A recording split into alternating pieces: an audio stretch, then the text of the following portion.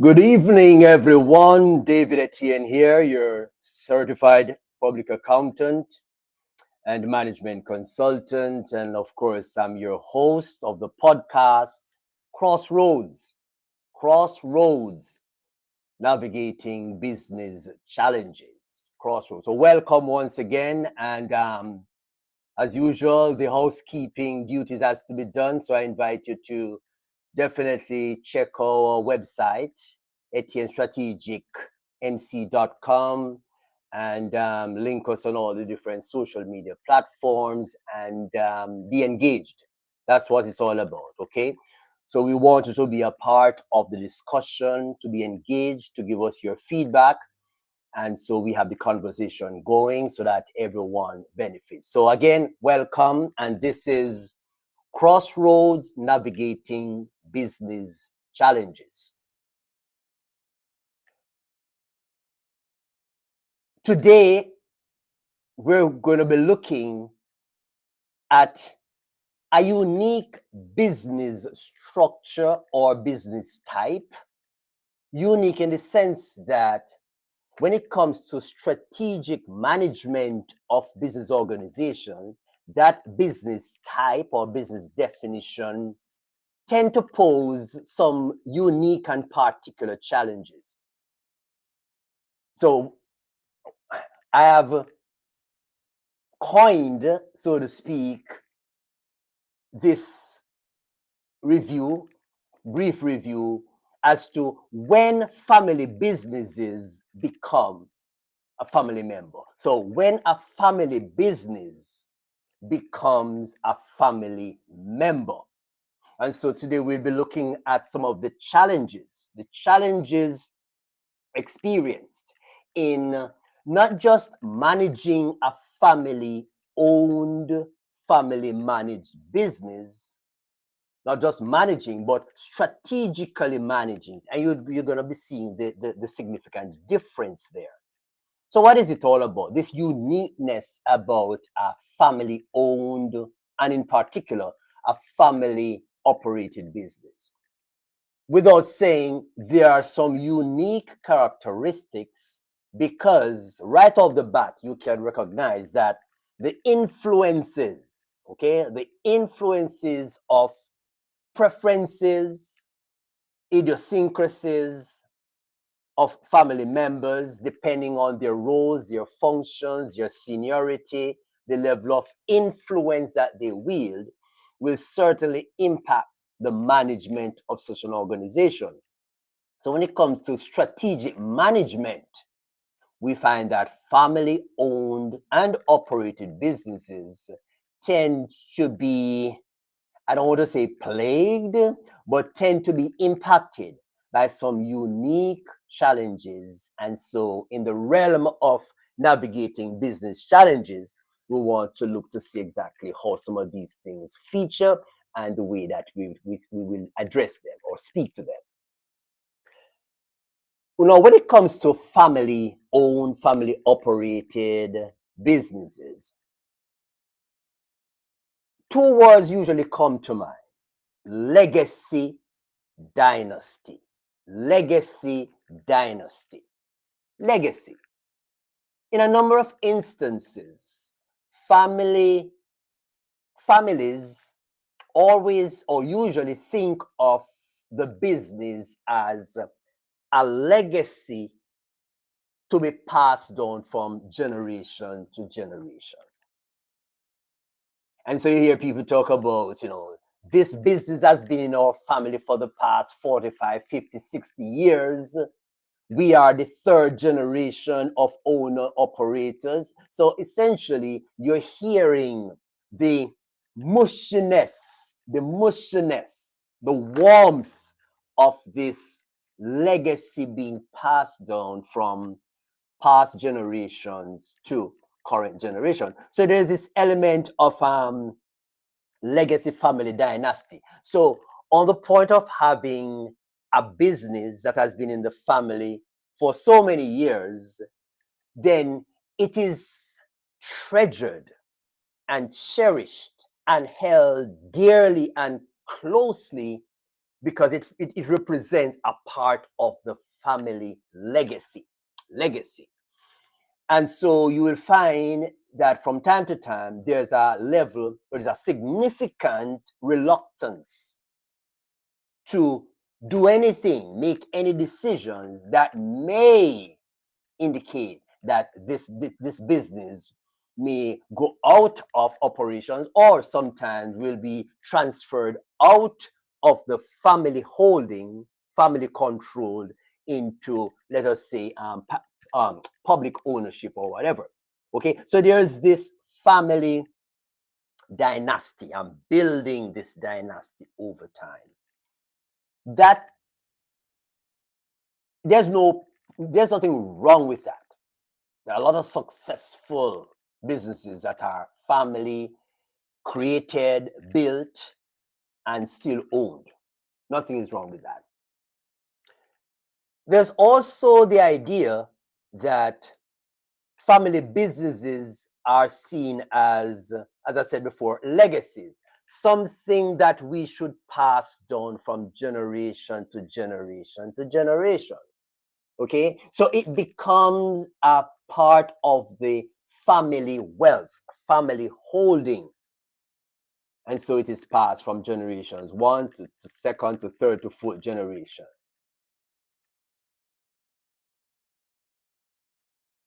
One of the initial concerns that usually rears its head is that because of that sentimental attachment to this family owned and run businesses, you will find that whereas this business may be efficiently managed from a general management point of view, it may be efficiently managed, but from a strategic perspective, there may be a lot to be desired. And why is that so? And quite often you find that this is as a result of certain strategic decisions that would do well from a purely business efficiency and business continuity perspective, may not necessarily, may not necessarily align with the goals, objectives, and preferences of those family members. And we know that those family members, owners, operators, they are the control centers. And although they may have non-family managers and non-family directors, you name it, they hold the seat of power. And so at the end of the day, all of those critical decisions, strategic decisions, have to get their buy-in, have to get their vote. So right away, you see, we're looking at management on the one hand from a general perspective. On the other hand, we're more focusing on the strategic management of these entities. So you could find that these family-owned businesses are operating at peak level from a general management operational standpoint. But there could be some strategic decisions that, if they were taken, could have moved the business forward. If they were taken, could have averted certain obstacles. But as I said earlier on, sometimes these decisions are not in line with what owners and operators want for the business. As I pondered this news, if I may call it that, I could not help but reflect on a word of wisdom, or a statement of wisdom, where and this really came from like the farming community, where you are always advised to never never befriend your farm animals. Sometimes you have farmers and they have chickens and goats and rabbits and you name it. Okay? And over time, family members tend to form a bond with this cute little chicken, with this very boisterous calf or cow or goat or whatever. And so you develop this bond, this fondness, and you're always advised that you are not to befriend the potential meal. Because the point is, you may find that you have a very soft heart for this little chicken that's running around all the place, running and you're having fun. But then, hey, it's possible that it may become necessary that next Sunday we need to have, some, you name it. Or maybe we're having a celebration next week or two, and Billy happened to be on the menu. Okay? So you're usually advised that, hey, do not befriend what could potentially be your next meal, or else you'll be caught in this conundrum as to, I can't. Although it is the right thing to do, I can't, because you're not torn apart. So back to the main event. We're saying that when family owned and operated businesses become family members, then we're looking at potential fallout in terms of correct strategic decisions being taken. Why? Because there are times when these decisions, though strategically sound, may not be in line or in keeping with the personal preferences, with the softness of the heart, with the connection that has been built over the years with this business, with the fact that this business was created by my great grandfather back in the 1940s. Okay? So, looking at that. Now, we'll talk about strategic management. Strategic management. And of course, it has there are two words. There's strategy and there's management. There's strategy and there's management. Okay? Irrespective of the organization type or ownership type, etc., there's always going to be the management of an organization. And this is going to, at its base, be general management. General management, looking about the efficient daily operations of the business to ensure that you're utilizing resources in a predetermined way, that you're being sensitive to the ebb and flow of market conditions, that you're sensitive to what is happening among your competitors, you're sensitive to all the different variables that impact sound business decisions. And so in adhering and observing these things, then yes, you are exercising prudent general management practices. Fine.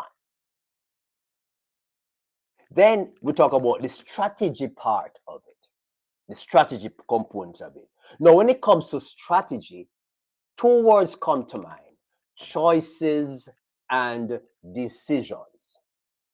Choices and decisions. Those are the two critical terms or concepts that lie at the heart of strategy. Strategy, choices, and decisions. Because in any business scenario, we're going to be faced with options, alternatives, pros and cons.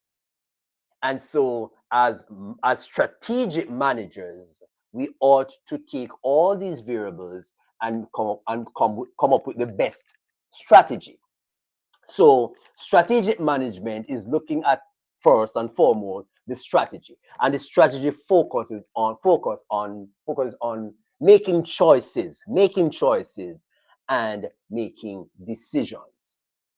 Back to the family owned and operated businesses. In most cases, the decisions and the choices as to the direction or changes in direction that a company will, to which a company will be subjected, is usually influenced, determined by owner, manager, operator of this business.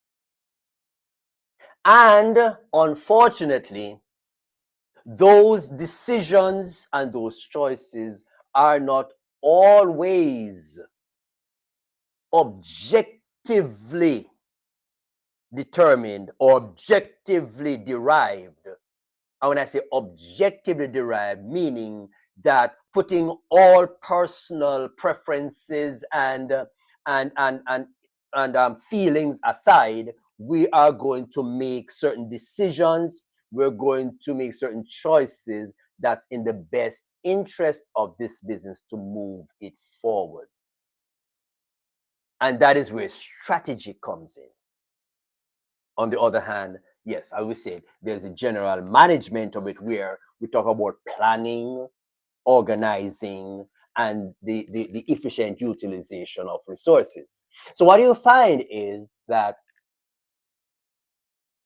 the management piece of strategic management is actually the proper utilization and application of company resources to satisfy, to actualize those strategic decisions that were made. And those strategic decisions and strategic choices are enacted, or they are played out by the management of resources, played out by proper planning, proper organizing. Needless to say, therefore, that there are family-owned and operated businesses that are well managed, efficiently managed from a general management perspective. So what they do very well. What they embark on very well. However, a deeper dive may reveal that there are other choices, there are other decisions that, had those been made, then the business's continuity, profitability, sustainability would have been greater enhanced. So it is clear, once the family owned and operated business become a member of the family, then the treatment is like any other member of the family. So, son has grown. Son is now 35, 38, going to 40 years old. And yes, the young man should have been sent out to go and establish his life. And for whatever reason, he's unable to. For whatever reason. And mom and maybe dad sometimes decide, yes, I mean, it would be good if he, went out and did his thing, but since he's unable to, let's keep him there. So you have this 35, 40-year-old man that is just still, he's living in the basement.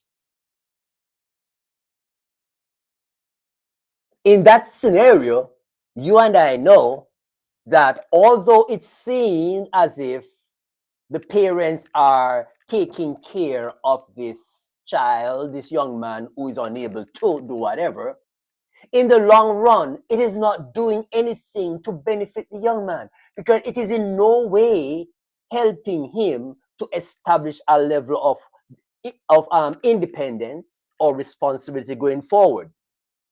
So none of those decisions or choices will have the effect or the impact of moving him from where he is to a better place. So it is with family owned and operated businesses. Sometimes decisions are made that will facilitate the here and now, but does not facilitate growth, development, long-term sustainability, and viability. So when we look at setting direction, setting the direction, that is a strategic decision. Setting the direction. Let's spend a little while on setting direction. So when great granddad came up with this business idea, business concept, he then had to set a course, a direction for the business. But the variables that he had to consider, the circumstances that he had to navigate, the sort of market and environment in which he operated and had to establish this business was totally different from what it is now. So maybe what worked well for this family-owned business back then, and maybe through the second to third generation, let's assume that you, the current owner, you are a fourth generation guy, maybe those things worked well. But now, in the 21st century, yes, you're fortunate enough, you have inherited this business. It's a family legacy. You're proud of it. But hey, chances are we now need to reconsider our direction. Have you ever stopped to observe that some of these family-owned businesses may have come through the last 20, 30, 40 years strictly family-owned and operated? But by the time they reach to the here and now, 21st century, when the owners are going to be these, current day young entrepreneurs, that you find one of two things happening. It's either the direction is totally revamped, re-engineered, re-specified, or quite often these businesses find themselves out of family ownership because current owners realize that, okay, this cannot continue as is. This is not business as usual. So I need to decide, do I need to rework all the things that used to work but no longer works, and therefore I need to take a strategic approach? Or if this is not really my thing, I can't really be bothered with that, then I need to spin it off. Sometimes you hear people talk about selling the business, getting a partner who is going to be operational and I'm just in the background. Some of these private businesses sort of, then go have IPOs, public offerings, etc., etc. But the point is, there comes a time when you're going to find that we have a resetting of the direction. That is a strategic move. You and I know I think we know, one of the most difficult things to get an original founder to do is to change the direction, to change the thinking, okay, to change the business strategy that he or she came up with. Because in their minds, this is how I conceptualize the thing happening. It has happened well for the past 20, 25, 30 years. I am not comfortable now to rethink and to reshape this. By the time you guys are through with my business, I'm not even going to be able to recognize it anymore. Okay, it's going to take on a different form, a different focus, and it's going to lose its identity, the identity that I had or that business had at the time when I created it. Again, because it's a dear family member with a particular identity, with a particular connection to me and all my family members that represent a certain value, not in necessarily dollar term, but the connection, okay? So it's almost like you're crucifying a family member. And so these older owners and managers and operators want to hold on to the status quo. And so strategic decisions, strategic management that dictates a change in focus, a change in direction, it tend to be a hard pill to swallow. Hard pill to swallow. Another strategic move would be to create competitive advantage, meaning that you want to position yourself so that you're competitive with, in the marketplace. Again, said before, maybe years gone by, that was not such a critical thing, but obviously, here and now, today, then if you are not demonstrating some competitive advantage, then you're just one of the regular run of the mill. And so there's not much to be expected if you're just one of the pack. You need to do something to ensure that you can stand out, that you can, as it were, mark out your little plot in this wide marketplace of entities that are offering maybe the same business, the same product, the same service that you do.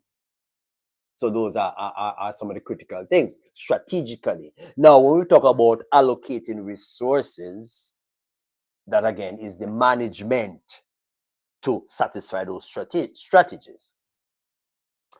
I now come to this issue or this thing called change and change management. But let's spend a little time on change. And yes, you're going to say to me, David, you just hit it at the heart of it all. Change. Change, as they say, what they say about change now, the only constant thing about change, or if I'm getting it right, the only constant thing about change that it is always changing naturally. Maybe I'll get it that one wrong. But the point is, there will always come a time when change is necessary. Change is required. Now, change is a bad word for some of the older business owners, operators. Change is a bad word. Okay?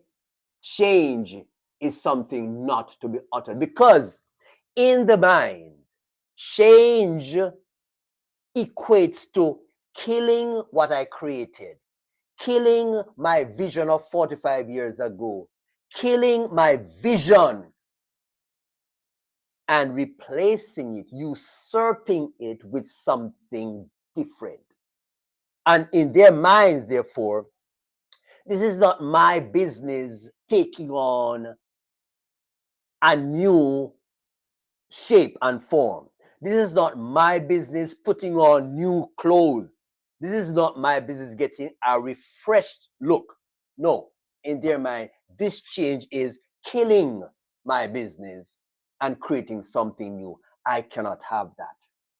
And so strategy that dictates a change in direction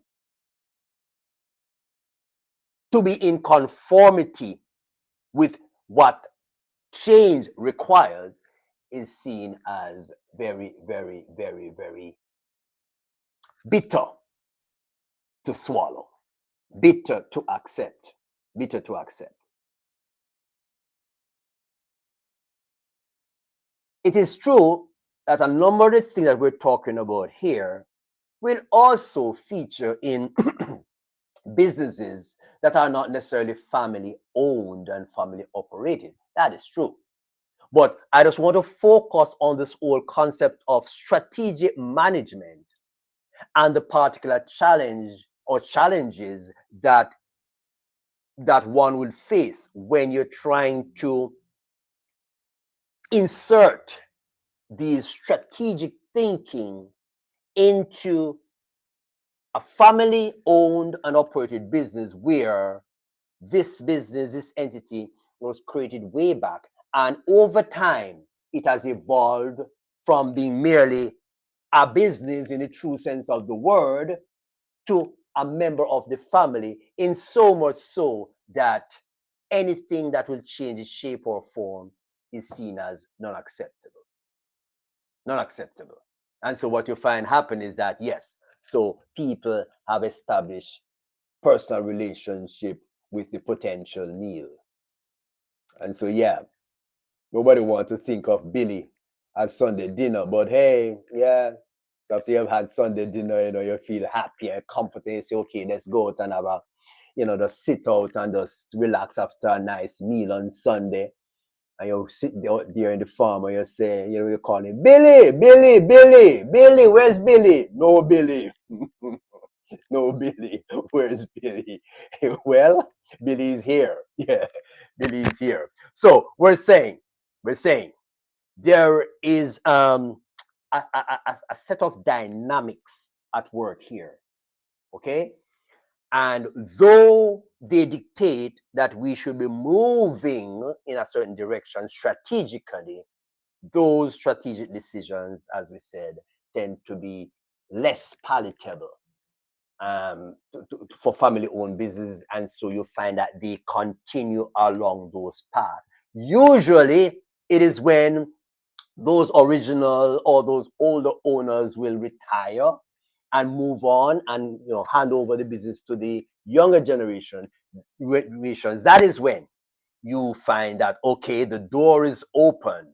There's an avenue now to infuse into the operation strategic thinking, strategic decisions, which will, move this business forward and put it on a path of long-term sustainability. So this adoption of change is really a tough one. And not only adoption or accepting change, but the management. No, change management is a whole different topic in itself. Change management. Because you see, and I don't want to touch on this too much because that's a topic that we're going to dive in very deeply in one of our podcast episodes, because that in itself is a particular business challenge that most entities have not mastered. And a lot of small operators are not informed or equipped to handle it. And so for that particular area, and I'll let you know in due course, I'm gonna bring in what we call it subject matter expert. Yeah, a colleague of mine who is very, very, very knowledgeable and versed as when it comes to change management, the implication of change, how it needs to be managed. And it's true. Other individuals think that, okay, we need to implement some changes here, and so let us implement. And so before you know it, 1, 2, 3, the change is here. And the assumption is that now that we bring the change to fruition, all things should be well. And for whatever reason, things are not happening as expected. Yes, because change need to be managed. And you say to me, yes, David, this does not necessarily have to do just with business. And I agree with you. Change is something that the human psyche has to manage, because quite often it is not something that the human psyche naturally gravitate, embrace, and love up. Okay, we tend to sometimes inadvertently, subconsciously resist it. And so change, especially at the organizational level, has to be managed.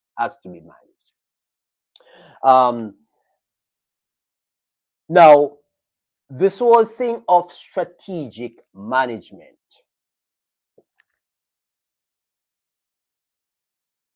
sometimes you look in the literature and in reading, you come across terms and statements and phrases that would imply that strategic management is a tool that you use to effect a particular thing. So strategic management is seen, as a method, as a tool, as something you use to achieve something. There may be an element of truth or in that. But the critical thing about strategic management is that, and you will have seen said too, it is a mindset. It is a mindset. What do I mean? It is coming to a place and a realization that the status quo, the way that I've been doing things all along, though they worked well in the past, though they are still able to maintain current levels of operation, it is now time for us to rethink everything. And so there has to be a change in mindset. And that also goes back to this whole aspect when I talk about change and change management. Because think about it. When we talk about a change in the mindset, if management has a change in mindset that brings them to the place of strategic decisions, but this mindset is not effectively communicated to those managers and staff members who are going to execute those decisions, then you can appreciate that there's going to be a bottleneck. There's going to be a fallout. So change management, yes, which we'll come to, but then there's this whole concept that strategic management, whereas general management is just, I don't want to downplay it, but it's really a case of just being operational, okay? Making sure that you do according to the decision that was made, use the resources, carry out the activities properly.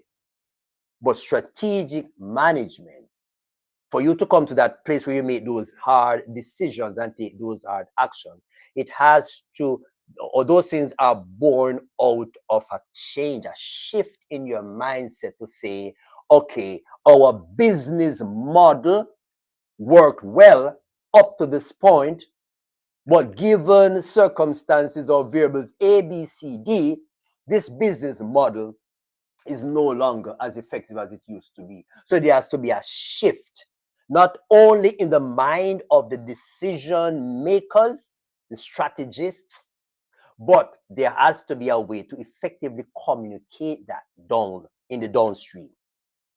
Okay? So yes, strategic management. Yes, not just a methodology. It starts with you changing the way you view, the way you conceptualize your operation. Okay. So basically, what you're looking at is the long-term sustainability of your organization. Long-term sustainability of your organization. And so, family-owned, family-operated businesses, you have been riding on the wave of those early successes, of those early conditions that were conducive to operating as you were or as you are. But then comes a time when, with the change in market conditions, with the change in consumer demands, with the change in both micro and macro variables, then there has to be a shift. There has to be a re-strategizing of your business model. Should I still do this way, or is it a case where we need to change the way that we do things to be more effective, more efficient? Okay, to foster greater cost savings. Those are the things that are tied up in strategic decisions. And those decisions usually require some pulling up of the old guard and recreating, re-engineering the whole flow of things. Family-owned businesses and operators, they say, no, man, you're killing the business, man. I did not build this for the past 35 years based on what you're talking. I've been running this thing for 40 years, and this is how I've done it. I've been hammering this thing 40 years, and see? So don't tell me about those strategic changes, right? They've always worked. Why shouldn't they work now?